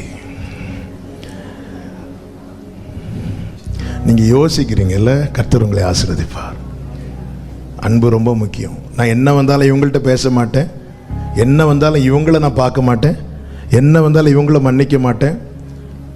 மகிமைக்கு தூரமாயிருவோம். இந்த பூமியில் என்ன கிடைக்குதோ கிடைக்காம போகுதோ, நம்ம போகும்போது எதையும் கொண்டு போக போறது கிடையாது. இன்னைக்கு நாம் யாரை அப்பான்னு அழைக்கிறோமோ, யாரை துதிக்கிறோம், யாரை ஆராதிக்கிறோம், அவர் இருக்கிற வண்ணமாய் அவரை என்னால் பார்க்க முடியலன்னா நான் இவ்வளவு காலம் ஊழியம் செய்து என்ன பிரயோஜனம்? ஊர்ல நல்ல பேர் வாங்கலாம், சபையில நல்ல பேர் வாங்கலாம், ஜனங்க மத்தியில நல்ல பேர் வாங்கலாம். ஆனால் என் ஆண்டவர் இருக்கிற வண்ணமாகவே என்னால் பார்க்க முடியலன்னா நான் இந்த ஒயிட் போட்டு என்ன பிரயோஜனம்? நான் இத்தனை காலம் ஊழியம் செய்து என்ன பிரயோஜனம்? எனக்கு ஒரே ஆசை, ஆண்டவர் பரலோகம் எப்படி இருக்கும்னு எனக்கு தெரியாது, எனக்கு உங்களை நீங்க இருக்கிற வண்ணமாய் பார்க்கணும். ஏன்னா யாரும் அறியாத போது என்னை தேடி வந்தீர், தூக்கி எறியப்பட்ட போது என்னை தூக்கி எடுத்தீர், ஒன்றுமில்லாத போது என்னை உயர்த்தினீர், உம்முடைய தயவை எனக்கு அளவில்லாமல் பாராட்டினீர். எனக்கு நீங்க எப்படி இருக்கிறீங்களோ எனக்கு அப்படியே பார்க்கணும், உங்களை எனக்கு பார்க்கணும், அவ்வளவுதான். அதுக்காக நான் மன்னிக்கிறதுக்கு ரெடி. நான் ஒருத்தனை மன்னிச்சுட்டேங்கிறதுக்கு அடையாளம் என்ன? ஒரு எக்ஸாம்பிள், இப்போ ஜஸ்டின் இருக்கிறான், அவன் மேலே எனக்கு ஒரு வருத்தம். எக்ஸாம்பிள், உடனே சர்ச்சு முடிஞ்ச அவன்கிட்ட போய் என்ன வருத்தம்னு கேட்காதீங்க. அதான் அவன் செய்தி ஆரம்பத்துலேருந்து கேட்குறவங்க கேட்க மாட்டாங்க. 12 ஆச்சு, சிலர் அலாரம் வச்சுருப்பாங்க, 12 ஆச்சு எலும்பு. இப்போ அவனுக்கு அவன் வருத்தம். சரி, அவனை அப்படி தோளை தட்டிட்டு சரி மன்னிச்சிட்டேன் விட அப்படி சொல்லிட்டு அவன் போனதுக்கப்புறம் என் தம்பி டேவிட் இருக்க, அவன்கிட்ட போய் இந்த ஜஸ்டின் இருக்கான் தெரியுமா, என்னெல்லாம் பண்ணான் தெரியுமா, அப்படி பண்ணதுக்கப்புறம் நான் அவனை மன்னிச்சேன் தெரியுமா, முடிஞ்சு. இதுக்கு 2 அடி கொடுத்துருக்கலாம்ல. என்னெல்லாம் பண்ணாங்க தெரியுமா, ஆனாலும் நான் என்ன பண்ணேன்? அதாவது மன்னிப்பு வந்துட்டுனாலே முந்தினவைகள் நினைக்கப்படுவதில்லை. இதுதான் என் ஆண்டவர் எனக்கு தந்த மன்னிப்பு. அவர் எனக்கு தந்த மன்னிப்பின் மேன்மை என்ன தெரியுமா? முந்தினவைகள். அதான் எனக்கு எதிரடையான கையெழுத்த பிசாசானவன் கொண்டு சிங்காசனத்துக்கு முன்னாடி விரித்து பார்க்கும்போது அது வெறும் பிளெயின் பேப்பரா இருக்கும். நான் கீழே நிறைய எழுதுனேன்னு, எல்லாத்தையும் சிலுவையில நான் ஆணி அடித்து விட்டேன், எல்லாத்தையும் சிலுவையில. பிசாசானவன் வெட்கப்பட்டு போவானா? இந்த சாயலை வெளிப்படுத்துறவங்க தான் மகிமைக்கு தகுதியானவர்கள். சரி, நான் மன்னிச்சிட்டேன். ஹல்லேலூயா. அபிஷேக ஆராதனை போன ஆகஸ்ட்ல நடந்துச்சு. 2வது நாள் கூட்டத்தில் ஆண்டவர் இதை பேச ஆரம்பித்தார். இருதயத்தில் கசப்பு இருக்கிறவர்களுக்குள்ளே ஆவி நிறைவு உண்டாகாது என பேச ஆரம்பித்து ஆண்டவர் ஜெபிக்க வைத்தார். அப்போ ஒரு சகோதரி உண்மையிலே அவங்க லைஃப்பில் நடந்ததை எண்ணி பார்த்தா, ஆமாம் பேசுகிறத யாருனாலும் மைக் இருந்துன்னா எப்படினாலும் பிரசங்கம் பண்ணிடலாங்க. ஆனால் ப்ராக்டிக்கலாக கொண்டு வர்றது அவங்க லைஃப்பில் ஒருத்தங்களால் வந்த வேதனை, அந்த சம்பவத்தை எனக்கு சொன்னாங்க. உண்மையிலே நம்ம ஒரு என்ன சொல்லுவாங்க தெரியும், மனசாட்சி உள்ளவன் மன்னிக்க மாட்டான்னு சொல்லுவாங்களா, அந்த அளவுக்கு வேதனை. அப்போ ஆண்டவர் இடைவிட ஆரம்பித்தார். மன்னிக்கிறியா, நீ மன்னிக்கிறியா, நான் அவனை நிரப்புறேன் அப்படின்னு. இவங்களுக்கு முன்னாடி 2 ஆப்ஷன். ஒன்று, எனக்கு அந்த நிறைவு வேணும், இல்லைன்னா நான் மன்னிக்க கூடாது. கடைசியில் அந்த மீட்டிங் முடிகிற டைம் வரும்போது, ஆண்டவரே நான் மன்னிக்கிறேன் ஆண்டவரேன்னு சொல்லி 2 கையை உயர்த்தினார்கள். ஆவியானவர் பலமாக இறங்கி அப்படியே அந்த நிறைவுக்குள்ள கொண்டு போயிட்டார். ஹல்லேலூயா. அன்பே பிரதானம். முடிவு பரியந்த நிலை நிற்பவனே ரட்சிக்கப்படுவான். யார் நிலை நிற்கிறவன்? யாருக்குள்ளே அன்பு தணிந்து போகவில்லையோ அவர்கள் நிலை நிற்கிறவர்கள்.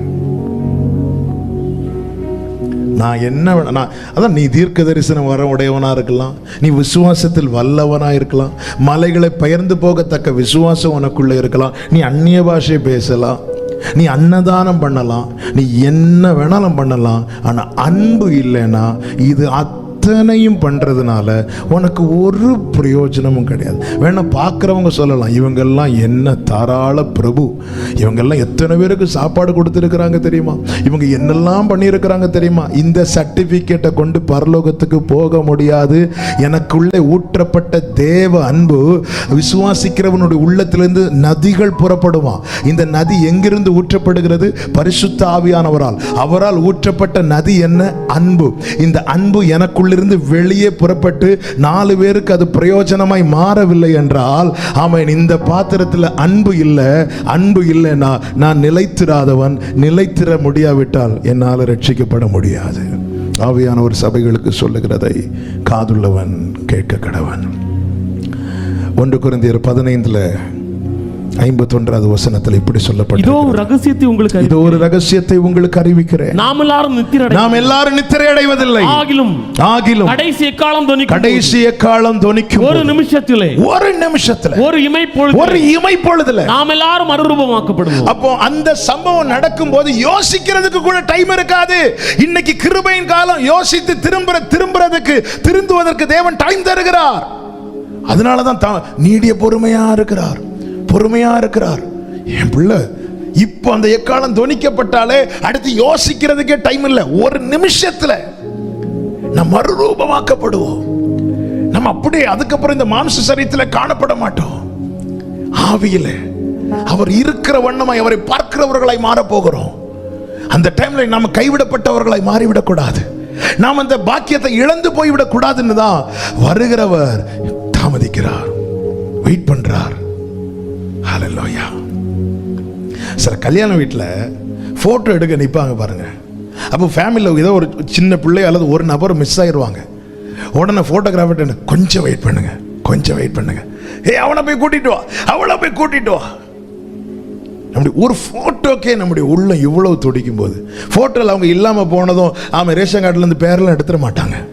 ஆனால் ஃபோட்டோவில் இல்லாமல் போனது நமக்கு ஃபீல் ஆகும்போது பரலோகத்தில் நம்ம இல்லாமல் போயிடக்கூடாதுன்னு தான் அவர் வெயிட் பண்றார். சம்பவம் நடந்துட்டுன்னு வைங்களேன், ஒரு செகண்ட் கூட இருக்காது. ஒரு இமை பொழுது இப்படி கண்ணை மூடி திறக்கிறதுக்குள்ள எல்லாம் நடந்து முடிஞ்சிடும். அதுக்கப்புறம் யோசிக்கிறதுக்கே டைம் இருக்காது. கர்த்தரை கண்டடையத்தக்க சமயத்தில் தேடுங்கள். அவர் சமீபமாக இருக்கையில் நோக்கி கூப்பிடுங்கள். மாரநாதா, இயேசு சீக்கிரம் வரப்போகிறார். எல்லாரும் எழுந்து நிற்கலாமா? ஹல்லேலூயா. 3இல் 1 ஜொலிப்பவரை முகமுகமாய் தரிசித்திட, 3இல் 1 ஜொலிப்பவரை முகமுகமாய் தரிசித்திட, வாஞ்சையாய் தவிக்கும் எனதுள்ளம் வாரும் என்றே கூப்பிடுதே, வாரும் என்றே கூப்பிடுதே. வாஞ்சையாய் தவிக்கும் எனதுள்ளம் வாரும் என்றே கூப்பிடுதே. நம்பிக்கையோடு வலது கரத்தை உயர்த்தி சொல்லுவோம். தேவசாயல்லாக மாறி தேவனோடிருப்பேன், நானும் தேவனோடிருப்பேன். தேவசாயலாக மாறி தேவசாயல் ஆக மாறி. ஹல்லேலூயா, ஆமென். நானும் தேவனோடிருப்பேன். ஆவியின் அச்சாரமிந்தார், ஆவியின் அச்சாரமிந்தார், ஆயத்தமாய் சேர்ந்திடவே. ஆவியின் அச்சாரமிந்தார், ஆயத்தமாய் ரெண்டு கைகளை வானத்துக்கு நேராய் உயர்த்தி, ஜீவனே எனது கிறிஸ்தேசு, சாவு எந்தன் ஆதாயமே, சாவு எந்தன். ஓ ஜீவனே எனது கிறிஸ்தேசு, ஜீவனே glory ரபஷேகவலரா, சாவு எந்தன் ஆதாயமே. ஆமென். அப்படியே பாடுவோமா? உன்னத சீயோன் மலை மேல், உன்னத சீயோன் மலை மேல் எனதருமை இயேசுவுடன், உன்னத சீயோன் மலை மேல் எனதருமை. ஹல்லேலூயா. நம்பிக்கையோடு ஜெப வீட்டினிலே மகிழ்ந்தேனா, ஜீவிப்பேனே நீடுளியா. ஜெப வீட்டினிலே மகிழ்ந்தே, ஜெப வீட்டினிலே மகிழ்ந்தேனா. ஹல்லேலூயா, ஹல்லேலூயா. இந்த பாக்கியத்தை நோக்கி நம்முடைய பிள்ளைகளை கத்து நடத்துவீராக. ஓ தேவசாயலாக மாறி, தேவசாயலாக மாறி தேவனோடிருப்பேன், நானும் தேவனோடிருப்பேன். தேவசாயலாக மாறி. ஹல்லேலூயா, ஹல்லேலூயா. Thank you, Father. Amen. Amen. அப்படியே எல்லாரும் ரெண்டு கரங்களை வானத்துக்கு நேராக உயர்த்தி, என்னை கைவிடாதீரு,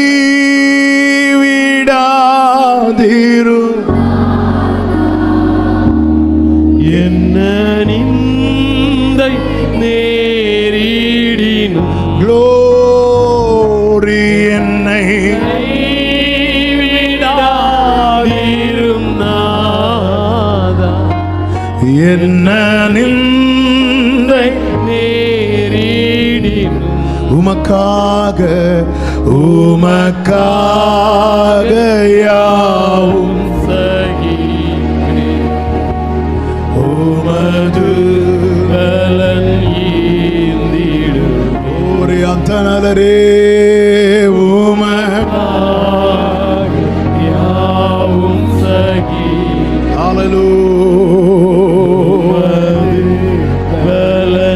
விசுவாசத்தால் பிழைத்தோங்க, விசுவாசத்தால்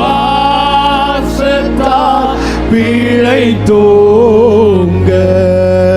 வீரபாதை காட்டிடுமே. ஹல்லேலூயா. விசுவாசத்தால் பிழைத்தோ. ஆமென், ஆமென். பாதை காட்டிடுமே. வளர்ந்து கனி தரும் வாழ்வை, வளர்ந்து கனி தரும் வாழ்வை விரும்பி வரம் வேண்டுகிறேன். வேண்டி நிற்கிறோம்.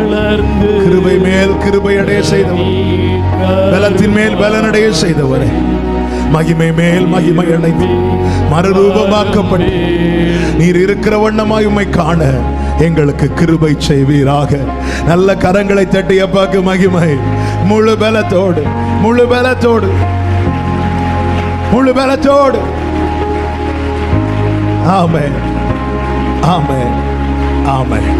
பரிசுத்த பிதாவே, நல்ல தகப்பனே, நன்றியோடு உம்மை துதிக்கிறோம். உடைய மிகுந்த கிருபையினாலே உம்முடைய ஆலயத்துக்கு எங்களை அழைத்து வந்து உம்மை பாட, துதிக்க, ஆராதிக்க பலன் தந்தீர் ஆண்டவரே. எங்களோடு பேசினீர். கிருபை மேல் கிருபை பெற காரணர் நீங்க தான்.